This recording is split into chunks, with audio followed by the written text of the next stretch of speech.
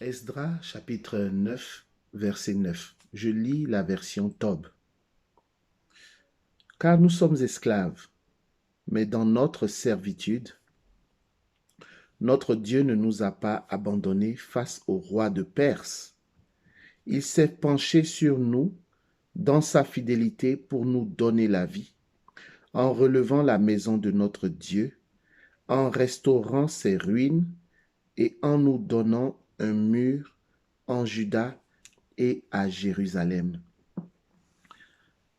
Esdras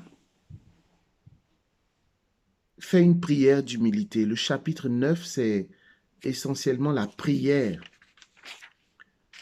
d'humilité, d'humiliation d'Esdras. Il revient de sa prostration, il a des vêtements déchirés. Alors, le jeûne est une façon d'humilier notre âme, hein, pour ceux qui ne le savent pas. Nous jeûnons pour humilier notre âme. C'est vrai que nous pouvons avoir différentes raisons de jeûner. Certains peuvent jeûner, même moi, cela m'arrive, pour des raisons de santé, pour consolider son état de santé. Mais nous, le jeûne est une forme spirituelle d'humilier notre âme. Alors, Esdras parle à Dieu. Esdras reconnaît que Dieu a toujours été, malgré leur état de servitude, dans leur état de servitude, Dieu ne les a pas abandonnés. Dans quel but? Pour relever les ruines du temple, pour restaurer le temple de Jérusalem. Mon frère, ma sœur, aujourd'hui, mercredi 22 septembre 2021, est-ce que le temple de Dieu dans ta vie, dans ta maison, ou l'autel de Dieu a besoin d'être restauré? Esdras revient de captivité avec ses compatriotes et il constate les ruines du temple de Jérusalem. Pas uniquement le temple, mais il constate que le temple a été détruit par les Babyloniens. Alors, il se met tout de suite à la tâche. Restaurer le temple, rebâtir la maison de Dieu. Est-ce que la maison de Dieu a besoin d'être rebâtie? Est-ce que tu l'as rebâtie dans ta vie? La Bible, le Nouveau Testament, l'apôtre Paul nous dit que nous sommes le temple de Dieu. Le temple de Dieu, la maison de Dieu. C'est ta personne. Si je prends la signification du Nouveau Testament, le temple de Dieu, ce n'est pas un temple matériel, un temple physique. Dans le Nouveau Testament, l'apôtre Paul nous apprend que le temple de Dieu, c'est toi et c'est moi. Le temple de Dieu a besoin d'être rebâti. Si je marche dans le péché, je marche dans l'adultère, je marche dans la violence, mon temple, mon corps, le temple de Dieu qui est mon corps a besoin d'être rebâti.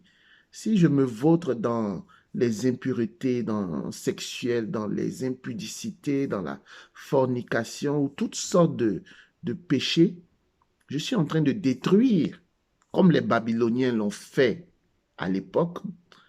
Moi aussi, par mes actions, par mes choix, je détruis le temple de Dieu que je suis. C'est dire que j'ai besoin de rebâtir ce temple.